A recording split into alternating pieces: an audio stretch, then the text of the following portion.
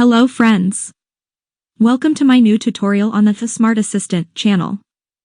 Today we'll explore one of the useful tools on Facebook, Activity Log. Have you ever wondered how to track your activities on Facebook or how to find everything you've ever posted or tagged? Well, don't worry, today I'll show you the steps to find the activity log on Facebook.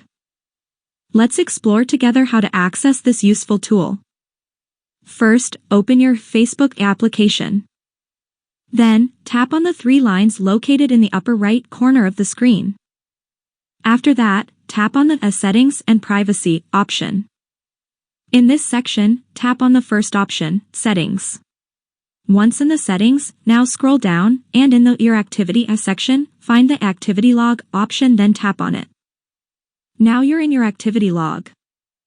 Here you can view all the activities you've done on Facebook, such as posts, comments, likes, shares, and other interactions. You can filter activities by date or type of activity, such as posts, photos, videos, likes, or comments. You can also view all the activities that other users have done on your profile, such as comments on your posts or tagging in photos. That's all for this video. I hope you found it helpful.